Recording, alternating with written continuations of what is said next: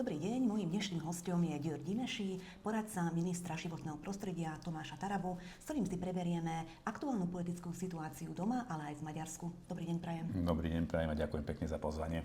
Takže pán Dimeši, začneme teda Maďarskom, lebo to je pre nás zaujímavé teraz. Ako vy hodnotíte Pétera Magyara? Už vidíme, že také 3-4 týždne, čo sa ujal moci. Čo vás zaujalo v súvislosti s tým, že ako on sa snaží vládnuť? Nezaujalo ma vôbec nič, pretože všetko to, čo sa v Maďarsku deje, som predpokladal už od začiatku, že to tak bude.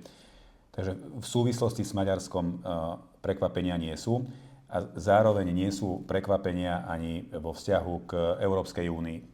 Pretože toto je dôležitejšie než samotná téma Maďarsko. Ono totižto Európska únia už definitívne potvrdila to, že používa európske peniaze, teda eurofondy, na ktoré majú jednotlivé členské štáty právny nárok, ako bič na neposlušné štáty, bič na neposlušných, na tých, ktorí slepo nenasledujú tie sväté grály, tie sväté kravy posvätné, ktorých sa nie je možné v Bruseli dotýkať, a to sú témy týkajúce sa Green Dealu, témy týkajúce sa LGBTI komunity a Ukrajiny. V momente, ako tieto tri témy porušíte, ste čiernou ovcou a takú treba zničiť. Toto isté urobili v Poľsku. A keď došlo v Poľsku k výmene vlády, bez toho, aby tá nová vláda čokoľvek zmenila, uvoľnili im peniaze v plnej výške. Toto sa deje aj v Maďarsku.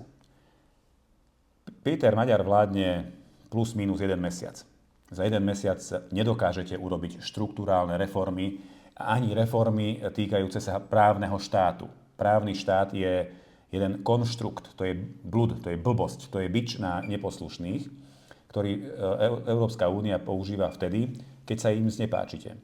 Za 1 mesiac sa v Maďarsku právny štát ani nezlepšil a ani nezhoršil. Nestalo sa vôbec nič. Stalo sa len to, že Orbán už nie je pri moci, Fidesz skončil v opozícii a už toto je dôvod na to, aby sa Maďarsku uvoľnili peniaze. Čiže toto vidíme, tú strašnú dvojtvárnosť Európskej únie a zároveň vidíme aj to, že čo to stojí jeden členský štát, ak mu Európska komisia uvoľní peniaze. Maďar pristúpil k migračnému paktu. A zároveň vyhlasuje, že v Maďarsku nebude ani jeden nelegálny migrant. A tomu verím. Pretože všetci tí, ktorých do Maďarska presídlia vtedy, keď ten migračný pakt nadobudne platnosť, ja myslím, že už zajtra. 12. Alebo 12. Áno, to bude zajtra.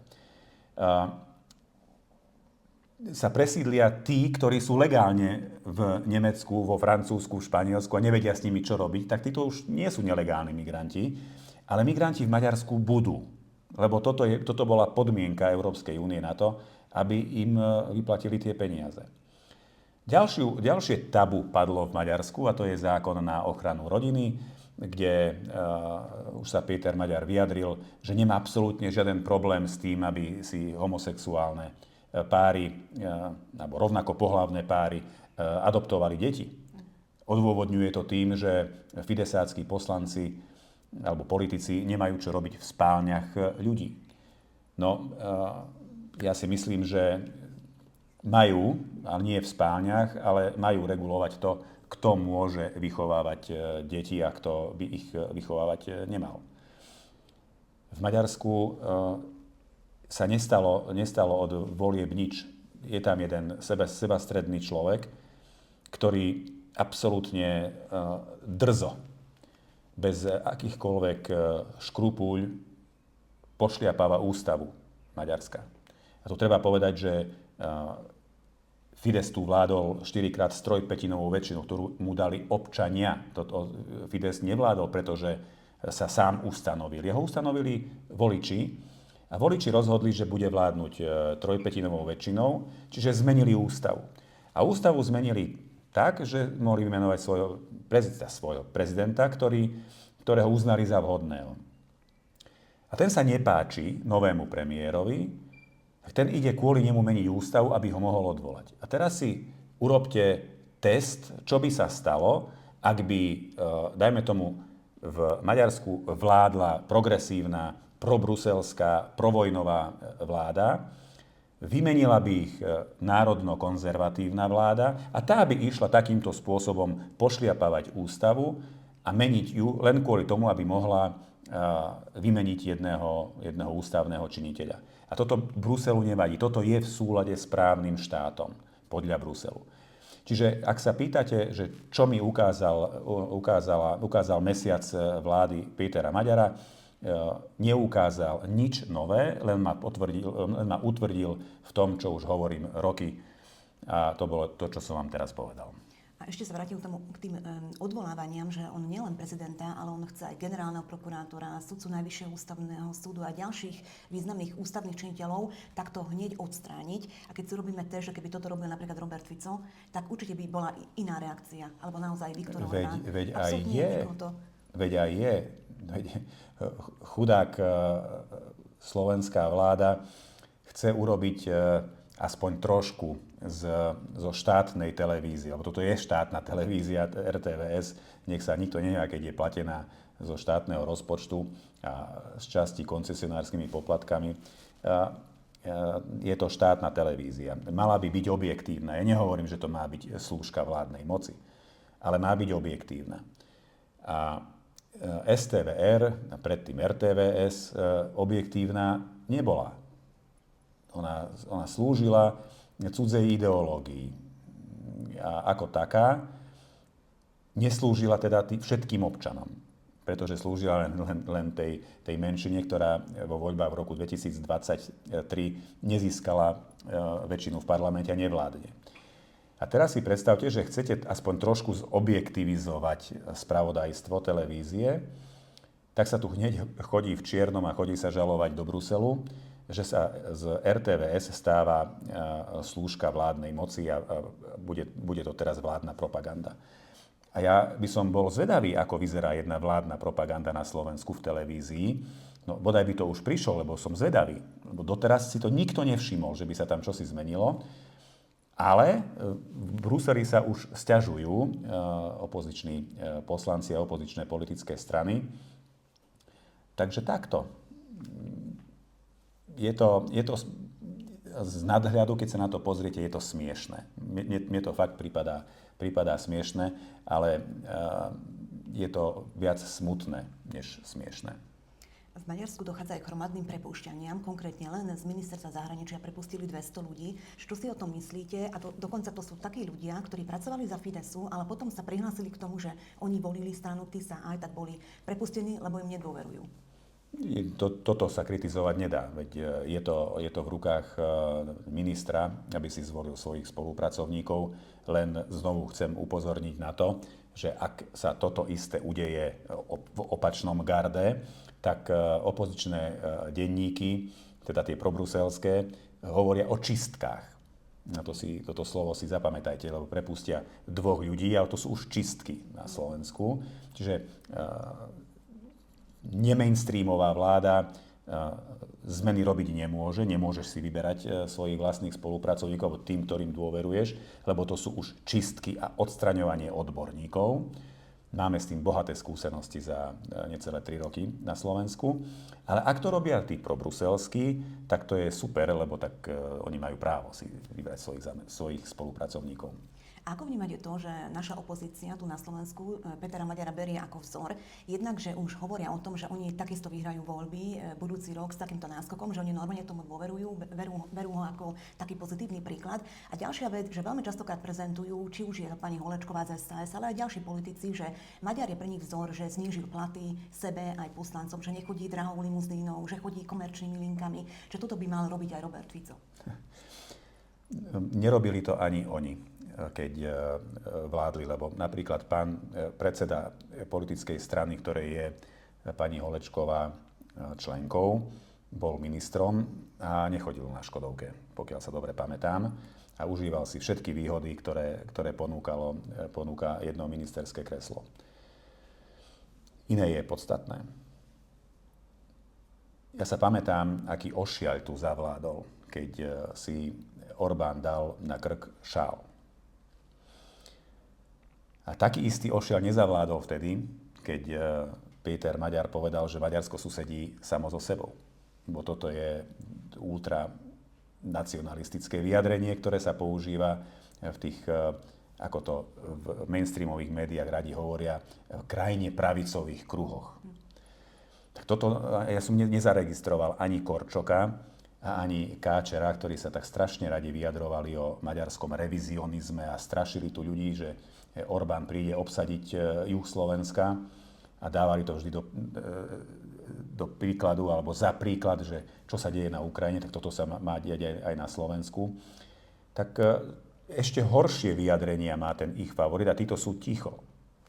To by si tiež mohli všetci uvedomiť, že toto je taký istý progresívny, probruselský dvojitý kilometer, ktorý oni tu uplatňujú, pretože už dávno mali byť na barikádach. Už dávno sa mali ohradiť, už dávno mal písať 4 rozhorčené statusy Korčok, ak ich teda píše on za jeden deň, lebo keď sa vedel zavzdušňovať vtedy, keď zistil, že už 4 alebo 5 rokov v maďarskej televízii o polnoci hrajú hymnu a ukazujú tam aj Bratislavský hrad, tak prečo sa nezavzdušňuje teraz, keď vlastne Maďar s týmto vyjadrením spochybnil existenciu Slovenskej republiky? Tak čo už teraz tu prídu maďarské tanky? A ešte sa vrátim k tomu migračnému paktu, že teda, ako som spomínala, zajtra 12. júna to vstúpi do platnosti. Čo od toho očakávate aj na Slovensku, aj v maďarsku kontexte, napríklad aj vraždy britského študenta Henryho Nováka alebo toho posledného prípadu pokusu o vraždu v Írsku? No očakávam, že Slovenská republika si bude stať za svojím a k tomuto migračnému paktu nepristúpi. Tam sú, myslím, že 3 podmienky, také tie najdôležitejšie, že buď tých migrantov príjmete, buď zaplatíte do rozpočtu za každého neprijatého migranta, myslím, že 200 000 eur, opravte ma, ak sa mýlim. A tretia možnosť je podporovať tie štáty, cez ktoré migračné trasy vedú. Toto je rozumné riešenie. Toto som už dávno navrhoval aj ja, že toto by malo byť grom politiky Európskej únie, že podporovať štáty, ako sú Grécko, alebo Taliansko, alebo Španielsko, cez ktoré krajiny tí migranti prúdia do Európy. Budovať hotspoty, napríklad sa pomáhať Turkom, aby ich zastavovali, lebo však aj cez Turecko je extrémne veľa migrantov. S týmto sa súhlasiť dá, lebo keď sme raz v Európskej únii a Grécko potrebuje pomôcť s návalom migrantov, tak tam pošlime policajtov, samozrejme, pošlime tam aj našich vojakov, ak s tým bude grécky parlament súhlasiť. Pomôžme im finančne so zvládaním tejto migračnej krízy, aby sme ich nemali u seba my. Ale ak by malo pristúpeniu k migračnému paktu znamenať to, že tých migrantov tu budeme prijímať alebo za nich platiť Bruselu, tak toto absolútne odmietam. Poďme teraz na Slovensko. Troška, keby ste nám povedali niečo o maďarskej strane, kde ste boli istý čas. V tejto strane Maďarská aliancia, lebo dlhé roky sa tu medzi Slovákmi hovorilo, že to je konzervatívna, až by som povedal, že nacionalistická strana. A zrazu tam príde László Kubík ako nový predseda a už vidíme také skôr zbližovanie s progresívcami, čo je také absolútne nezvyčajné. Že ako vy pozeráte toto nové smerovanie tejto strany? Som rád, že ma vylúčili z tej strany, pretože keby som mal byť členom strany, hoci by som tam nedokázal ovplyvniť nič ako radový člen, tak by som sa prepadol od hanby. Ja by som si tu nemohol sadnúť a rozprávať vám čokoľvek, pretože by to bolo, alebo by to mohlo vyznieť, aby to aj vyzeralo veľmi neúprimne. Urobil zo strany politickú prostitútku, radodajku, do ktorej si všetci utrú topánky a potom ju nechajú tak. Ja neviem, k tomu radí, alebo či vôbec niekto, pretože takéto vlastné góly, aké si dokáže dať ten človek, ktorý si inak ani nezaslúži, aby sme o ňom hovorili, lebo je to nula politická, som ešte fakt nevidel. On dokáže skritizovať tých 8 starostov a pána primátora Kolárova, ktorí využili svoje ústavné právo kandidovať v župných voľbách mimo tej jednej strany. Oni sa teraz tak strašne radi hrdia, že to je jediná maďarská strana. Nie je jediná, ale oni to takto hovoria. Takže si dovolili u 8 kandidovať proti ich kandidátom v komárňanskom obvode a podporiť zároveň aj súčasného župana Nitrianskeho samosprávneho kraja pána Becíka. A odôvodňoval túto kritiku na Facebooku tým, že sa postavili za človeka, ktorý hlasoval za Benešové dekréty a ešte ani neohlásil kandidatúru. A 4 dní predtým ten istý Gubík dá na ten istý Facebook fotku z rokovania s predstaviteľmi strany Hlas, konkrétne s Matúšom Šutajom Eštokom, konkrétne s Richardom Raším, s Druckerom, s Becíkom a ešte aj s pánom Žigom. A aby toho nebolo dosť, bol tam prítomný, myslím, že aj pán poslanec Šimko, ktorý sa chystá kandidovať, alebo ktorý bude kandidovať v Košickom samosprávnom kraji. A rokovali o podpore, teda aj o podpore v župných voľbách. Tak rozumiete tomu? Lebo toto, keď si pozrie jeden obyčajný, bežný človek, ktorý nekonzumuje denne politiku, ale tak jeden deň vypíšem, že s ním rokujem o podpore a na druhý deň skritizujem tých, ktorí ho už podporili, tak sa pozerajú, že čo toto má znamenať. A takisto sa pozerajú, keď jeden deň stojí v registrovanom partnerstve so Šimečkom a potom sa tvári, že on s ním vlastne nič nemá. Rozpráva na tlačovej konferencii o tom, ako expertné skupiny, mimochodom toto je nádherné vyjadrenie, expertné skupiny má maďarská politická strana už asi 15 rokov, nikdy nikto ich nevidel. Ani ja, keď som bol podpredsedom. Nikdy nikto žiadnu expertnú skupinu nevidel. A to je iná vec. Čiže na tlačovke so Šimečkom povie, že uzatvárajú registrované partnerstvo, že ich expertné skupiny budú spolupracovať na tvorbe spoločného programu, tak, aby to vyhovovalo občanom na juhu Slovenska, terminus technicus, ktorý použili oni. A na druhý deň, keď sa znesie kritika na jeho hlavu, a taká, aká tu ešte na žiadneho predsedu nebola, tak povie, že ľudia vidia, vedia čítať, ale neporozumejú tomu, lebo on žiadnu spoluprácu so Šimečkom neohlásil. A takto si všetci ťukajú na čelo, či tento človek je pri zmysloch. Ja to hovorím už dávno, že nie je. Jemu ide len o jeho ego, ide mu len o to, aby on bol v popredí, a to je mu to úplne jedno, že kde je, s kým je a kedy to je. Hlavná vec, že by sa tak tváril tak dôležito, on sa vie tak strašne tvári dôležito, nikdy mu to nejde. Ani mu to nešlo. A nevšimol si, že nie len on, ale aj celá jeho strana sa dostala do stavu, že ich všetci požujú a nakoniec vypľujú. A mám na to hneď niekoľko pádnych argumentov. Gröling a Saska nechcú o nich ani len počuť. Že v živote nikdy sa s nimi nespolčia, pretože jeden deň stoja so Šimečkom na pódiu a druhý deň rokujú s Hlasom o podpore ich kandidátov. Mimochodom, z tých 6, ktorí tam sedeli, 3 hlasovali takisto za Benešové, teda za trestný postih spochybňovania Benešových dekrétov. Tak. No a to isté mu vadí pri podpore Becíka, tými 8 nezávislými pri jeho podpore nie. No, ale ideme ďalej. Čiže vylúči Smer, vylúči Republiku, čiže na tejto strane politického spektra vylúčil vlastne všetkých relevantných hráčov, ktorí sa majú šancu dostať do parlamentu. Hlas nevylúčil, hoci Hlas takisto hlasoval, hovorím to už 3-krát, za ten zákon, ktorý oni považujú za no-go, a že toto bol aj dôvod, prečo vylúčili Smer. Republika v parlamente nie je, tak to sa musíte opýtať, že aký majú dôvod vylúčovať Republiku. Čiže na tejto strane politického spektra sú vybavení A na druhej strane politického spektra, okrem PSK, ich všetci odmietajú. Lebo rokujú aj s týmito. Tak toto sa stalo dnes, že chudák volič maďarskej národnosti na juhu Slovenska nemá koho voliť. Pozerá sa ako puk, že čo sa to vlastne deje, že či sa to aj s ním deje, že teda aj on bude taká istá politická prostitútka, keď bude voliť túto stranu.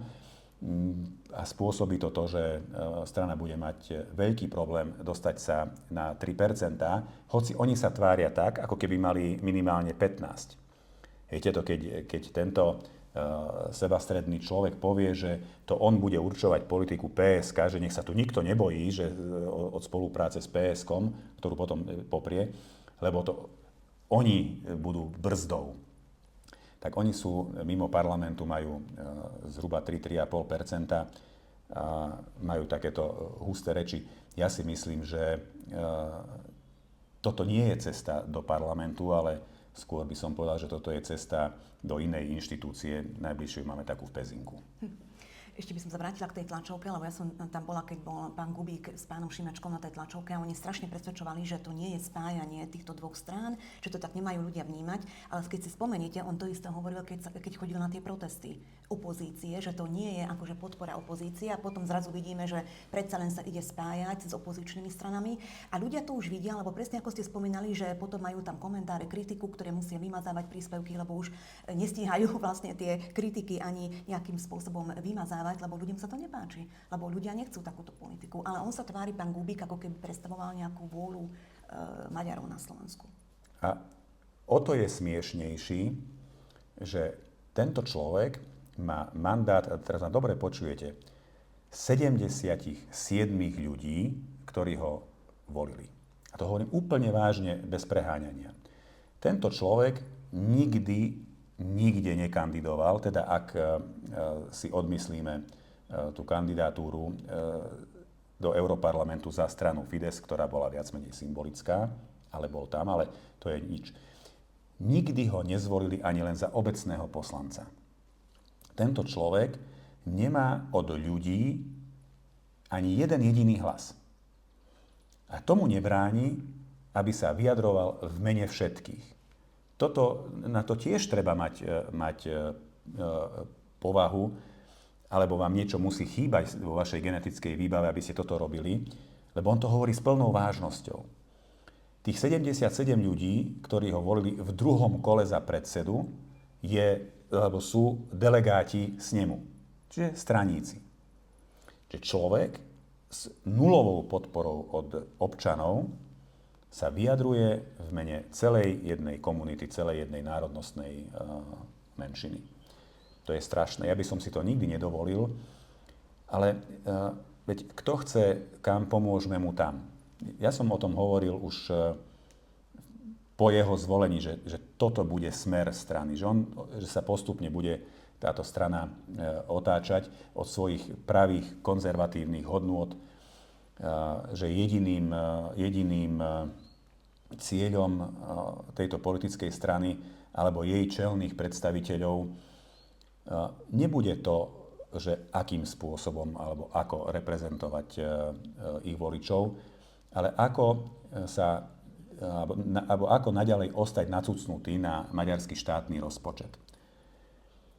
A to, keď predseda po stretnutí s novozvoleným maďarským premiérom povie na plnú hubu, že pre nich sú dôležité, alebo pre nich je dôležité to, aby výdobytky, takto používajú toto slovo, aby výdobytky národnostnej politiky bývalej vlády ostali zachované, že toto je najdôležitejšie, tak vtedy už muselo dopnúť všetkým voličom, že títo chcú od Maďara len to, aby rovnako posielal peniaze, ako posielal Fides. Lebo pod výdobytkami myslia peniaze, ktoré im prúdili každý rok.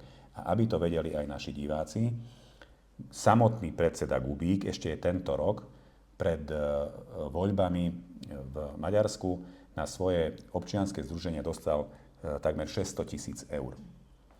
Podpredseda strany, ktorý sa urazil, že ho nechcú nominovať za kandidáta na trnavského župana, dostal nejakých 130 000 eur.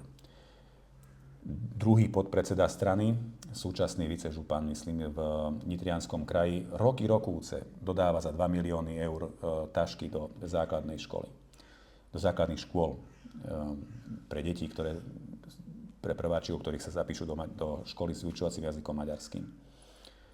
A potom to celé spektrum tých ľudí, ktorí sú napríklad aj v predsedníctve, dostávali významné prostriedky na svoje projekty od maďarskej vlády. Čiže nebolo pre nich dôležité to, že či budú občania Slovenskej republiky maďarskej národnosti rukojemníkmi zase v jednom spore medzi novozvolenou maďarskou vládou a tou súčasnou, lebo k tomu sa blížime. Toto ich nezaujímalo. Ich nezaujímalo to, aké bude znovu spolunažívanie Slovákov a Maďarov. Či tu znovu nevzniknú nejaké etnické trenia kvôli vyjadreniam novozvoleného premiéra, ktorý sa chystá na súboj s Ficom. On to má dané, podľa môjho názoru, on to má dané ako úlohu z Bruselu, že má zhoršiť tie vzťahy, lebo však na čo sú dobre tie provokácie už od prvého momentu zvolenia? Na čo sú dobre tie odkazy? Len na to, že to je predpolie na nejaký väčší konflikt, ktorý sa tu chystá. A rukojemníkmi tohto konfliktu budú Maďari žijúci na Slovensku. A týchto bláznov zaujíma to, či im Maďar bude naďalej posielať tie ich 100 000 eur. Rozumiete tomu? Ešte sa dotknem toho, už ste spomínali odchod Petera Őryho, ale v poslednom čase odišlo viacero ľudí z Maďarskej aliancie, že prečo to je?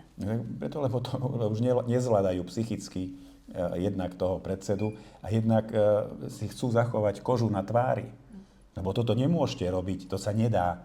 Toto už neviete predať voličom, že toto je vo vašom záujme. Lebo oni to vždy hovoria, že byť prostitútkou je vo vašom záujme. Sa na to nedokážu už ani pozerať. Keď pozeráme prieskumy, tak Maďarská aliancia má dosť málo percent. Napriek tomu Kubík vyhlasuje veľmi sebavedomo, že oni sa dostanú do parlamentu. Minula toto hovoril. Takže moja otázka je, že či plánuje podľa vás nejakú platformu. On to vylučuje, či s Progresívnym Slovenskom, alebo napríklad s KDH možno nejakú platformu.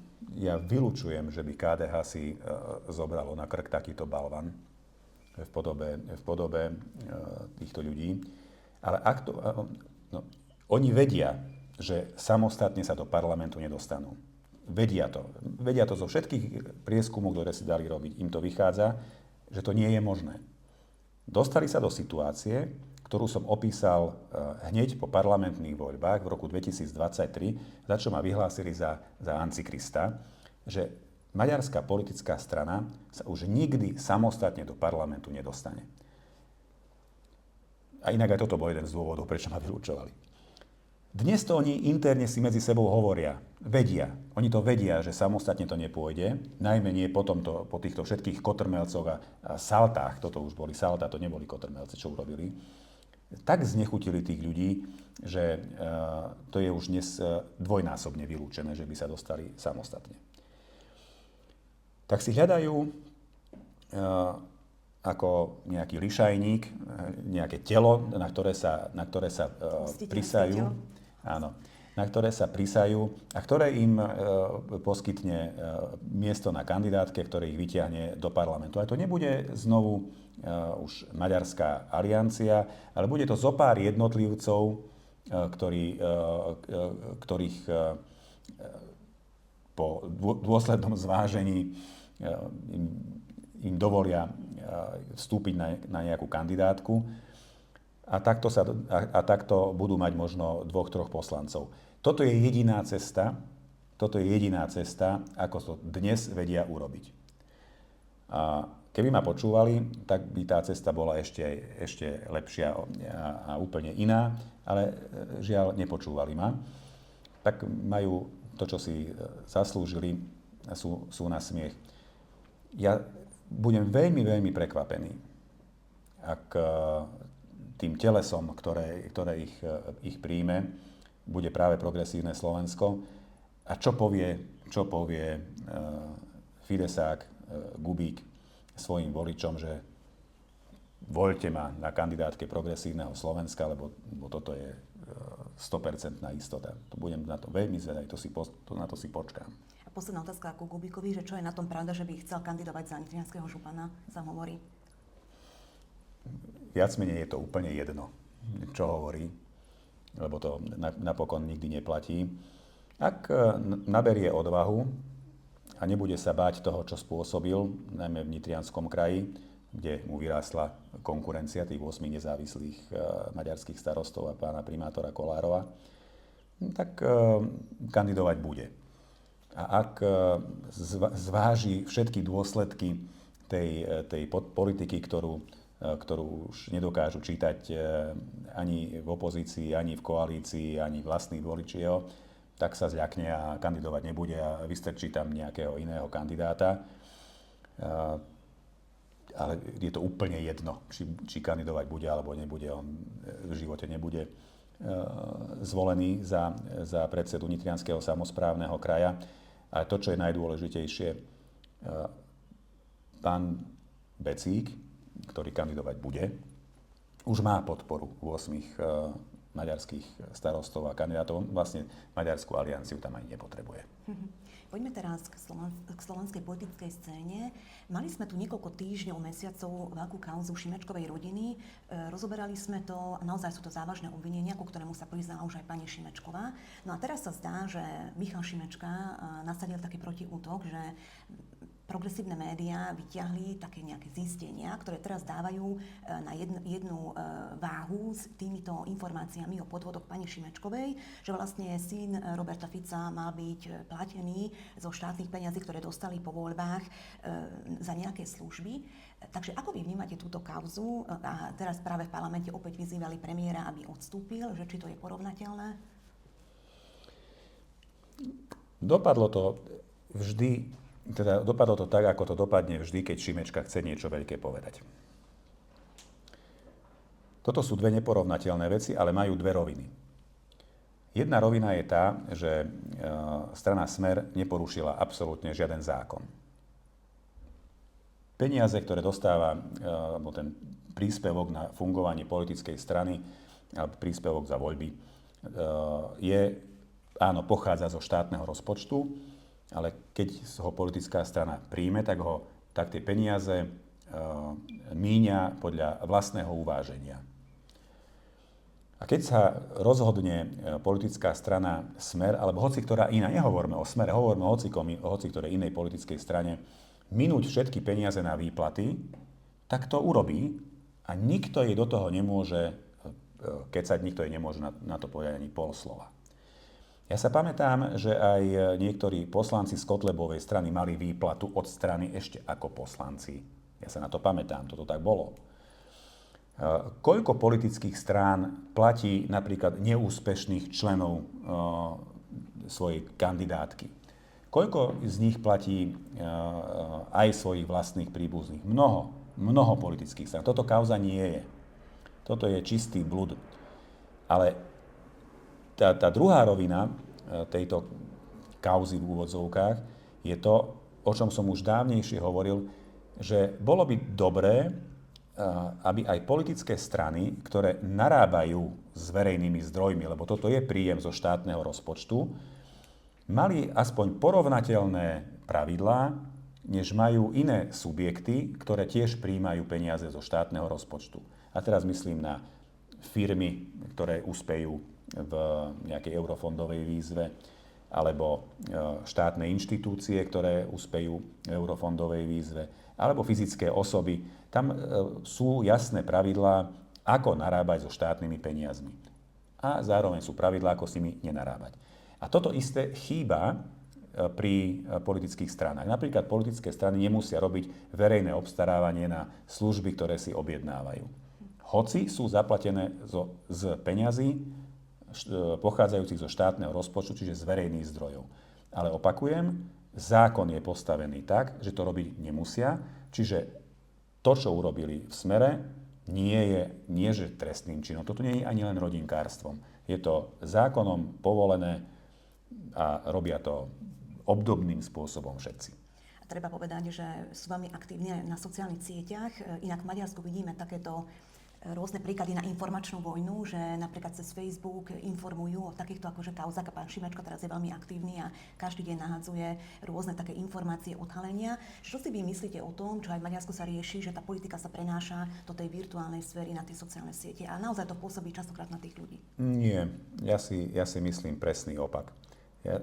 Myslím si, že ten virtuálny priestor je už tak strašne zahltený informáciami, že oveľa väčšiu váhu bude mať osobná kampaň, osobné stretnutia politikov s občanmi. Nie je možné absorbovať všetky informácie, ktoré sa na nás valia z každej strany. Nie len Facebook, ale aj Instagram, aj TikTok, televízne noviny. Už prakticky všetky noviny sú, alebo sa čítajú cez aplikácie alebo cez internet, rôzne podcasty. Tých informácií je tak strašne veľa, že oveľa väčšiu váhu v tejto kampani, ktorá príde v nasledujúcich parlamentných voľbách, budú mať osobné stretnutia a nie možno nejaké facebookové statusy. Ten potenciál toho sa vyčerpal už v roku 2020. A ešte krátko, ak dovolíte, k Ukrajine. Ako vidíte situáciu, či sa môže vojna skončiť? Lebo tu počúvame také rôzne informácie. Niektorí hovoria o veľkých úspechoch na fronte pre Ukrajinu, iní hovoria opak, že tie malé víťazstvá nie sú teda výsledkom toho, že by mali nejaké dobré ťahy, čo sa týka toho frontu, že by mohli napríklad otočiť to smerovanie tej vojny. Ja som pravidelný čitateľ denníka N. Priznávam to dobrovoľne, pretože rád sa pobavím a zároveň chcem vedieť, čo robí môj politický nepriateľ. A to, čo sa objaví v denníku N, to behom dňa maximálne 2 sa objaví aj na tlačovej konferencii Progresívneho Slovenska. Náhodou. Nie náhodou, oni sa už tým netaja. Čiže je dobré to čítať. No a ak by som bol aj konzumentom týchto správ, nie len ich čitateľom, tak by som bol presvedčený už 5. rok, že Rusko prehráva vojnu. Lebo oni to tvrdia od začiatku vojny, že Rusko prehráva. Rusko už nemalo mať v 2022 žiadne rakety. Ešte ich strieľajú, nie je málo. Rusko stráca územia, Rusko nezískava územia, potom bola obrovská úspešná ukrajinská protiofenzíva, pol roka písali o bojoch pri tej istej jednej dedine. Takže každá jedna nová zbraň, ktorá sa objaví na fronte, ktorú dodajú ukrajinskej armáde, tak toto bude ten game changer, ktorý zmení chod dejín a chod vojny. A toto je len ďalšia vlna propagandy, ktorá je určená pre tých, ktorí by chceli tú vojnu ukončiť a ktorí si hovoria, že už bolo fakt dosť tej vojny, hádzania miliárd eur do bezodnej studne s názvom Ukrajina, z ktorých peňazí sa polovička ukradne. Potom má to slúžiť na to, aby ten bojový duch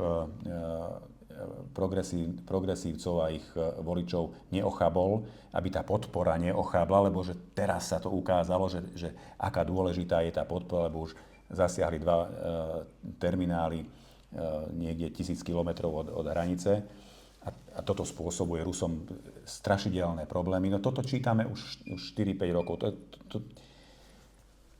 A popri tom sú schopní napísať ešte v ten istý deň, že stratili Konstantínivku.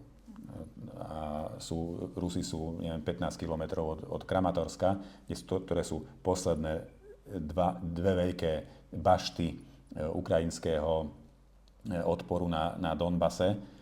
A to je Slaviansk a Kramatorsk. A tie ruské vojska sa k týmto mestám blížia. A ten front nie je opačným smerom. Takže toto je propaganda, ktorá má za úlohu obmäkčiť ľudí, aby neprotestovali pri tom, keď sa budú na Ukrajinu posielať ďalšie miliardy eur z ich daní a z daní, ktoré budú platiť ich deti a vnúci. Zelenský sa stretol s Mercom, Macronom a Starmerom.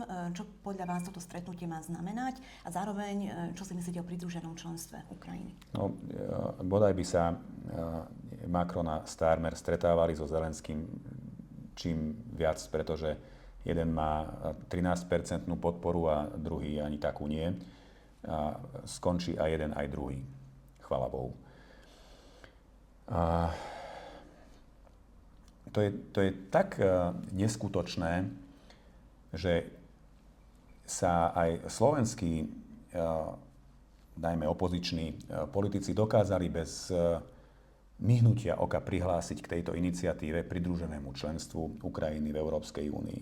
Nič také zmluvy o Európskej únii, ani zmluvy, ktoré máme my ako teda tie asociačné dohody, nič také nepoznajú, že pridružené členstvo. Také neexistuje.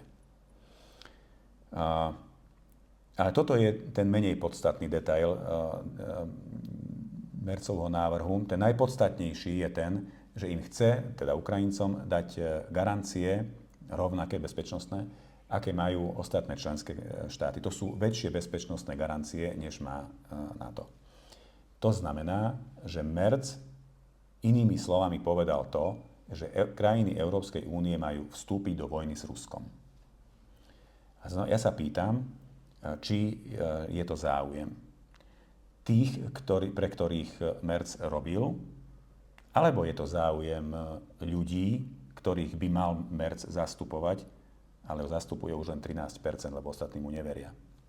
A na záver taká pozitívna správa, či si to zaregistrovali, vyšla taká informácia, že niektoré členské štáty EÚ by chceli odobrať právomoci Kaji Kallas, lebo že vraj si robí svoj voľne, čo chce pri niektorých témach. Áno, dnes som túto potešujúcu informáciu čítal a očakávam teda rovnaký postoj aj ku pani Uršule. Aj jej by mohli zobrať to kreslo, na ktorom sedí, všetkým nám by sa dýchalo ľahšie. A zároveň by mohli zobrať kreslo všetkým, ktorí presadzujú tie šialené regulácie v európskom priemysle, všetkých tých, ktorí si myslia, že ak zvýšia ľuďom dane, tak znížia teplotu planéty. Mohli by zobrať kreslá aj všetkým tým, ktorí navrhujú ďalšie miliardy Ukrajincom a zároveň aj tým, ktorí ich schvaľujú. Takže tých miest, ktoré by mohli odobrať, je viacero, ale tento krok schvaľujem. Rovnako ako som schvaľoval otvorenie očí holandskej a nemeckej vlády, pokiaľ ide o migráciu a posílanie neprispôsobivých späť, odkiaľ prišli. Pán Dimeši, ďakujem pekne za rozhovor a že ste ku nám prišli. Ďakujem pekne a prídem aj na budúce, keď ma pozvete. Áno, ďakujem.